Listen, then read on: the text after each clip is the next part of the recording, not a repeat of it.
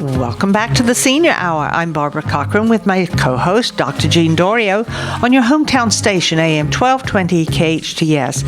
And we're speaking with Richard Sherman of Realty One Solutions. Realty One Group Solutions, yes. Realty One what solutions? Group. Group. On the side of the building, it says Realty One Group, where Solutions is our particular piece of it. Oh. But Solutions is the whole game. Yeah, that's what we do. We provide. That's where the name came from. We provide solutions. Out there should probably have Solutions, Realty One. Well, the city has some rules about how big you can make letters on that side. Yeah, I know. They're pretty making we want to, and they have their reasons for that. We like to keep them happy as best we can. That's ridiculous. Well, now, can we talk a little bit about reverse mortgage? Sure. You hear it and see it on TV. It's so simple to do. So simple, and it solves all your problems. Yeah, But that's the way it comes across. Well, yeah, when because the ads in they're ads. Yes. Well, I'll start here. A lot of the same characters that brought us the mortgage crash, that brought us the mortgage crises, that wiped out a lot of Americans' wealth, put a lot of people into foreclosure, took their houses away from them, all the other fun stuff that we are still living with. A lot of those same characters are now in the reverse mortgage game. They left doing interest-only mortgages, or what they called pay option arms, which could be interest-only and adjustable, and some of these other goofy things, these exotic loan products out there, and they went into reverse mortgages. What often happens is there'll be a loan product out there that might really work for 0.5% or 1% of the population. And then these less scrupulous guys will get involved. They'll realize that they can take this little known corner of the mortgage industry and turn it into something extraordinarily profitable for them. Whether it's good for the consumer or not, I guarantee you is not part of the calculus there for them. It's just as profitable for them. Mm-hmm. And they gin these things up.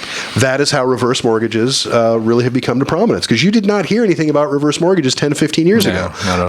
Now they're all over the place. That's right. And it's the same clowns that were behind the mortgage meltdown. 2008? 2008. Well, it started a lot before that, but 2008, that are now working in reverse mortgages. And that should tell you all you need to know. Mm-hmm. But if you want to get more specific about it, I can certainly do that too. A reverse mortgage... Is it as complex as everything loan modification? It's more complex than it needs to be, as most things in real estate are. Daffy Duck, all right. So, yeah, exactly. It's duck season, rabbit season. So, but with reverse mortgages, the biggest single problem with them is, and again, it's disclosure. People don't often understand them. They're sold to them in a way that is not necessarily true. But the biggest single problem is the cost involved. Getting a reverse mortgage is very, very expensive. Now, the way they're sold to most people in the public is that, that expense doesn't really count, or you don't really feel it because we just tack it on to the amount that you owe. Mm-hmm. Well, but if it's the equity in my house, if I have $200,000 in equity in my house, and I'm going to tap that slowly over time, which is the purpose of a reverse mortgage, but you're going to charge me $20,000 up front, which granted I don't see, but you're taking that out of my equity, I'm going to feel that at some point. Mm-hmm. But like most things, and I'm sure you see this in your practice, doctor, if I don't feel it right now, I'll deal with it later. Right now I'm okay. My cholesterol's high, but I haven't had that heart attack yet, so I'm just doing just fine. And we're charging 5 points. Yeah, it's later down the line. You'll be all right. So it's very much that. And honestly, what I counsel clients with all the time is you are a far better custodian of your finances than Bank of America or anybody else who's getting into reverse mortgages, any mortgage company. You are far better off, and it is less expensive both in the short and the long term. If you want to take money out of your house because you need to live on the equity in your house, or you want to live on the equity in your house, which is really what a reverse mortgage is, then do so. But don't do it with these clowns. Take the money out yourself. Either there's a refinance or a second, or so there's usually some sort of way to do that. And then take that money and use it yourself. But but you'd be better off taking a lump sum of money, putting it in a CD at a bank, making a modest interest rate, than you would letting somebody else dole out your money to you. You'd be in control. It's your funds. You can decide what to do with it. And most seniors especially, you have to be 62 years of age in order to qualify for a reverse mortgage to begin with. You have to be a minimum of 62. You might not qualify, Barb. So, yeah. But I'll leave that alone. Is paid for, thank you. But you're a perfect target. I shouldn't say candidate. Target for the reverse mortgage shorts. You have a paid off house. You're over 62. I'm sure you get ads in your mailbox on a daily basis. It's very easy to find you via title. So, and people who have paid off houses, and that's who they target. But But if you wanted to put your hands on, I mean, I don't know what your house is worth, but let's say your house is worth $500,000 and you wanted to put your hands on $200,000. Well, it's far better to just take a loan on the house yourself as a regular mortgage than it is to go get a reverse mortgage, which is going to dole that money out to you slowly. And I promise you, no bank is in business to lose money. Banks exist for one reason and one reason alone, and that is to maximize profit for their shareholders. Full stop. That's so it. What you're saying then is take out a second mortgage. Or a first mortgage. A first mortgage. Yeah, but there are other financial instruments that are less profitable to the lenders, that are less popular to the lenders, which is why you don't see them advertised, that you can usually make use of. I mean, every situation is different, but that you can usually make use of to achieve the same goal and cost yourself a lot less money and retain a lot more control. It's just a better way to go. I'm not a fan of that part of the industry because there is a portion of the public that can make use of reverse mortgages, and that really is their best option. But we're talking about a very, very small slice of the homeowning public. Okay, so how does a reverse mortgage work? Well, basically, the bank is going to take what they feel your house is worth, and they're going to give you X amount of dollars per month for you to live on, and they're going to take that money that they give you, and they're going to add it to what you owe on the house. And the idea is the bank is playing an actuarial game. They think you're going to die before they have to liquidate all the equity in the house. And when you do die, hopefully you don't have any heirs who were thinking that they were going to get a house, because they're not. The house will go to whoever has the reverse mortgage on it, or they'll be forced to sell, and then whatever monies are left over can go to whoever the heirs are. But by the time the fees and everything else get all worked out, there's usually not a whole heck of a lot left. What if there's a husband and wife? The rules for reverse mortgages, usually take them out together, usually qualifying together. You can do them one at a time, and there are provisions for that. But I don't want to get too far down the rabbit hole, because honestly, most of the clients I talk to, I would say, God, I can't think of a single one where I thought it was a good idea. When they come to me and they say, what should I do? Reverse mortgage is never the answer as far as I can see. But could it be that if you get a reverse mortgage and your spouse passes away, that you could lose your house? Well, they will tell you that it doesn't work like that, that there are federal laws that prevent that, but I've seen exactly that happen. So that's a big thumbs down. Yeah. Bugs Bunny down that rabbit hole says, nah, don't go that route. Reverse mortgage is not Cross a good that out, idea. Barb. Well, you'll have. I'm sure you could line up other people here who would disagree with me, and that would be a very fun conversation, which I would enjoy. I think there are a lot of people that'll be on your side, though, Richard. Yeah, I would think most of the public would. But you know, from what you described, it doesn't sound like a good idea when you really get into the nitty-gritty of it. Yeah. But lots of people do this, though. Well, I mean, let's talk about this. Let's talk about how they get sold, though. You've owned your house for 40 years, and you've done all the right things. Now let your house pay for your retirement. That's a pretty powerful inducement. Well, I already own the house. It's not like I'm moving a stick of furniture. I'm still going to live here. You know, I'm not taking the equity out for anything else. What good is it doing me? Maybe it is a good idea. And unfortunately, you know, like anything, you've got to consider your source. When somebody is making money doing something, consider who you're talking to. And when you're talking about something that has existed for quite some time, but that you've never heard of before, and then all of a sudden, around 10 years ago, 8 years ago, they started to show up, and now every time you turn around, it's all the same characters, and they'll usually pick some sort of spokesman who, is, elderly, but sort of one of us kind of a thing, and he's going to talk to you because he's one of us about what a great idea this product or this thing is. And with reverse mortgages, it's just characters that, in my opinion, are not trustworthy. And that was enough for it to stay away from it for me, and to advise most of my clients to stay away from it. And certainly once you delve into the numbers, I would defy anybody to sit down and look at their cost for obtaining a reverse mortgage, their actual cost versus what it would cost to go get a normal mortgage, and compare those two things. I mean, that's beyond even having control of your own funds, which I think is something you would want. Well, don't you think that the fact that they will get more money coming in is what clouds their thinking further? Yes, absolutely. That's why people buy lotto tickets and, get something for nothing. That's the intent here, and that's how seniors get scammed. Yeah. That's the big scam thing. So make it look good, and then, then you're in trouble. You find out later, and you got to get good advice. If you are on the computer, you got to go to Google. Richard, you're available. And, sure. Just to point out that So people understand, you had mentioned earlier that you came from another country, which is England, but you went to Saugus High School. I did. So you're local grown. Very you're much. local grown here. You're organic to us. Yeah, no, I've been selling real estate and representing people in the Santa Clarita Valley as a realtor for 24 years, and I'm 44 years old. That's more than half my life.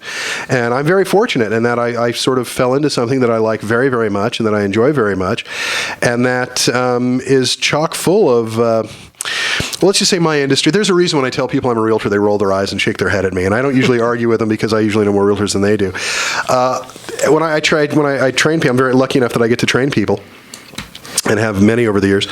And I always have the same speech when somebody starts. I say, the good news is you've entered into an industry that can be very profitable. The bad news is it's an industry that is not the most reputable, and it is chock full of people who are not exactly, let's just say not the highest moral fiber. We'll simply leave it at that when it comes to realtors in general. But the really good news is, in most industries, to be thought of as extraordinary, you have to do something extraordinary. In real estate, simply telling the truth, simply making yourself a resource and doing what you say you're going to do will put you head and shoulders over most of your competitors. And I like to joke all the time that I get yelled at when I say this, but I like being lazy. I like that it's not terribly hard to be thought of as extraordinary. I like that the bar is low because it makes it very easy for me to get over it. So I like that. But please consider us as a resource. We don't necessarily have to represent you. You don't have to necessarily be buying or selling a house, any of that kind of stuff. Just give us a call. We'll be happy to, because ultimately what I want is the relationship. I mean, at the end of the day, my business model is very straightforward, and it overrides everything that I do. I do my level best to make myself a resource to the community in which I'm a part. I try to be a resource to the people who own property or who want to own property, who once owned property, or have any questions whatsoever about real estate in our area. And simply by sticking to that and not worrying about whether I'm getting paid or not, seems to work out really well. I've been very lucky. I've made a very nice living. The real estate community in Santa Clarita has been very, very good to me. The public here has been extraordinarily good to me. And I am part of this community, and I don't want to see, and it makes me angry when I see somebody who's getting taken advantage of. And it's simply because, it's not because they weren't smart enough, or they weren't this, or they weren't that. It's simply because no one bothered to tell them the truth. It's really all there is to it. Well, now, let's go to assisted living facilities. Sure. Are you involved with that at all? Yeah, we've done some stuff. Usually assisted living facilities, it really depends on what we're talking about. We've got a couple of areas in town where you can buy a property, and as part of owning that property, your HOA dues, part of that covers a lot of different facilities that are available to you. And we have one in Canyon Country, which is Friendly Valley. We have another in Valencia. And it really depends on what you want to do. And maybe it's because I don't attract a lot of average sorts. Most of the clients I represent usually come in, and they'll usually have a small speech prepared that goes something along the lines of, "It is irrelevant how old I am. I don't want to live around old people," and which I think is hysterical, because my mother. It is hysterical. My mother is of a certain age, and she says that all the time, and I kind of look at her, "Mom, you are old people, Mom." So I mean, it's great, and we can use wise instead of old if you would prefer. I think you'd like that better. So we'll just call you amongst other wise people. We'll do that, but. Using my mother as a template, she's not moving to an assisted living facility. She's just not going to do that. She's already made it very clear that should the time come, whether I want to or not, she's moving in with me. So my sister and I have discussed this. My sister thinks this is a fabulous idea as well. Of course. My daughter thinks this is a spectacular idea. My wife and I still somewhat on the fence. But she always likes to point out, as long as you have a house, whatever house you have, just make sure you have a bedroom downstairs. And actually, my current house doesn't. So she said, "Well, you've got room to build one. It's okay. I know a guy." So she's got this all worked out. So well, now, why couldn't she stay at home? She absolutely could. And have someone come in? She could. She could. She will, and she does. The rest of her life. Yeah, yes. Could. And she could. Live there and pass away absolutely, there. Absolutely. If that's what she wants to do, she certainly could. But and just from my side of the coin, medically, we don't do that. 90% of the seniors in this community and every community die in a nursing home or in the hospital. And my hope is in the next 10 to 20 years for all of us that it's just the opposite. 90% will pass away in their own home. That's what we have to work for. But, if it's as complicated as Daffy Duck and Bugs Bunny, we are going to be in trouble because it's so complex now how to get that arrangement done through not just the technology, but the legislators who are there. It's way off base for the time being, but we need to work toward that. Well, there's the calculus of how long somebody's going to live or what the averages are is really what complicates that. How does anybody know?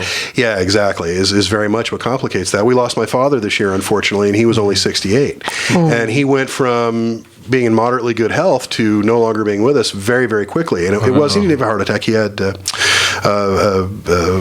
organ failure. But anyway, and he was lucky enough to be able to die at home, and that made it much more, there's nothing pleasant about it, but it made it much easier, I think, for all concerned. And as far as my mother's concerned, we just tease my mother. Of course, if my mother wants to live with us, we'd love to have that. But I don't think, frankly, she's in any hurry to live with me at the end of the day. She's very happy that I live about 2 blocks away, and that works out just fine. So. I wouldn't want to live with my kids. Yeah. I absolutely wouldn't. Yeah. I would feel it would be an imposition.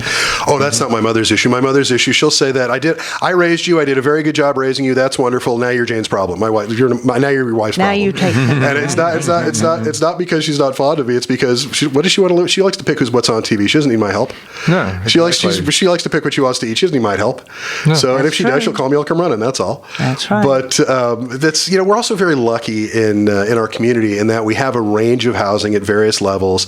It's certainly not easy. It's certainly more expensive than some areas, that's for sure. We are certainly a little bit above the curve for LA County as far as our housing values. But because we don't just have $800,000 houses or $1 million houses in this area, and because we do have things at various levels, we have more options. So I'll use my own family as an example. My mother lives in a very, very nice house. She lives a few blocks away from me. Her house is about half the size of mine, and it suits her very nicely. And she's in her community, in the cul-de-sac she's in. She knows her neighbors. She's been there a good long time. Some of them are also of that a certain age, shall we say, and they kind of look out for each other, which works out nicely as well. And it's not a retirement community or anything special like that. It's just a street in Valencia. It's just how it happened to work out. I live less than a mile away. I have a fairly young family. I'm surrounded by younger families who are down the street from elementary school. But it's very, very nice to be able to have that mixture of housing within a few blocks of each other. That's true. It is. So it works out really very nicely. Well, from what I've been hearing, these assisted living places are extremely expensive. Extremely. Yeah, but it really depends. So much of that depends on what you want to do as an individual, what your life is like. If you're in a situation where you have no family around you and you are truly, truly on your own, that might be your best option. Or you want to downgrade because the lawn is too difficult to take care of. The roof, tends to leak.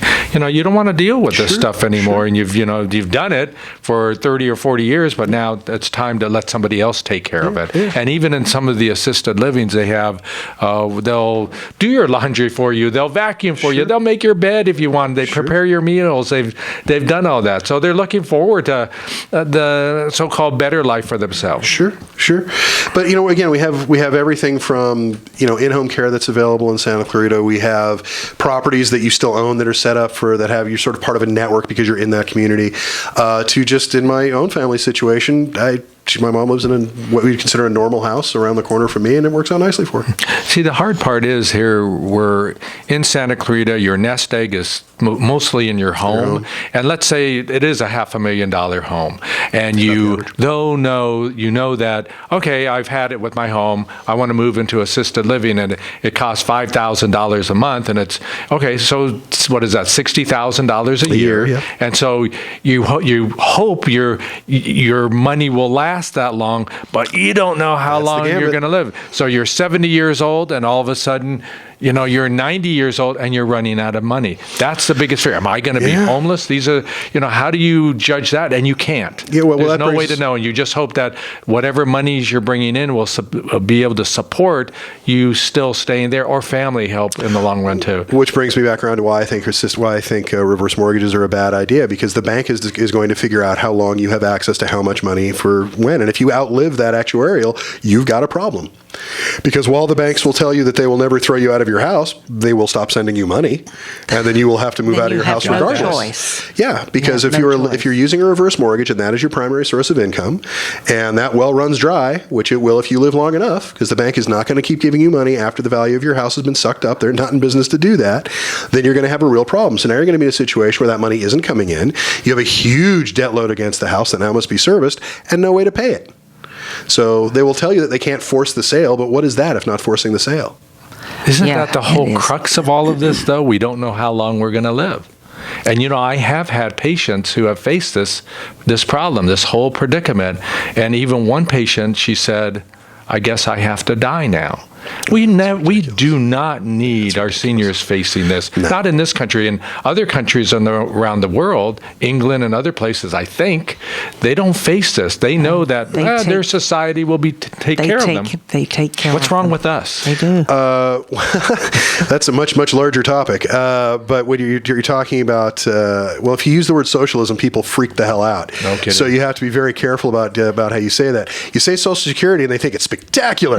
You say socialism, I can't have any part of that. Sorry. But it's a terminology, That's- things become more complex through the terminology. And when somebody uses capitalism, communism, and socialism, they're afraid because we've been inculcated with that through the propaganda of the system we're existing in. I had a spectacular history professor when I was at university, and he said, you say the same thing all the time, beware all your isms.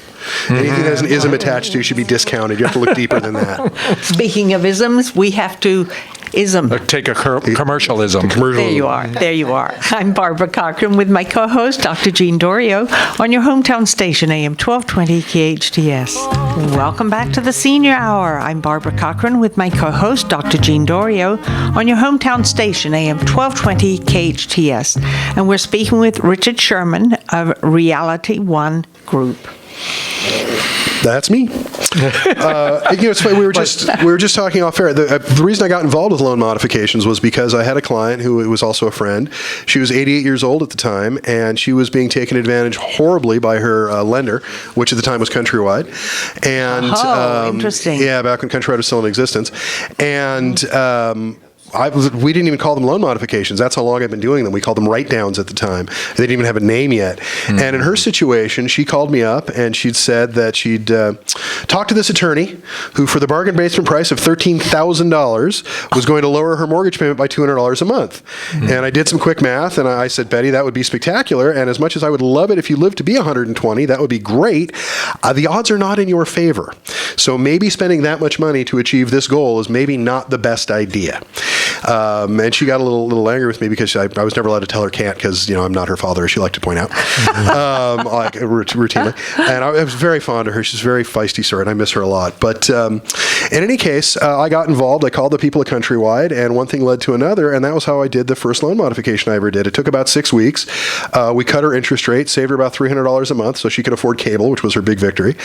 And she wouldn't let me pay for it. And away we went. And then I refused to allow her to pay me because taking money from somebody who is already in financial trouble is I wouldn't describe this to anybody else. I mean, your morality is your morality. It's just not something I'm going to do. Doesn't feel right. You're right. I agree. Everybody's morals and their ethics is left to them, but mine tell me that that's just not something I can do. So I refused to take any money from her, and that led to what I can only describe as one of the most ridiculous arguments of my entire career, because I'm a big fan of money. I'm a fan. I like it. It's not the only thing of importance, certainly, but it's top 20 for most people. And she insisted on paying me. And at one point, she actually took the bus to my office with $5,000 in her purse in cash. My goodness. Because she was, and I wouldn't take it. And she got real mad at me. And I drove her to the bank. And I have a friend who's a manager at a bank that does not have a drive-through, except for her, because she wouldn't get out of the car. And so the manager at the bank came out and did her deposit through the window. But what that led to was other people had sort of heard, because anyone who talked to me at that point in time got this story about this friend of mine who I adore, who's out of her mind because she insists she wants to pay me and I won't take her money. She made brownies for the office. We settled on her making brownies for the office, which worked out very nicely. Should have gotten the recipe, actually. It was quite good. But in any case, and that led to other people saying, well, if you're going to do this for free and you can, why don't you do that for me too? And I said, okay, sure, why not? I don't know what I'm doing. Why not? I'll give it a whirl.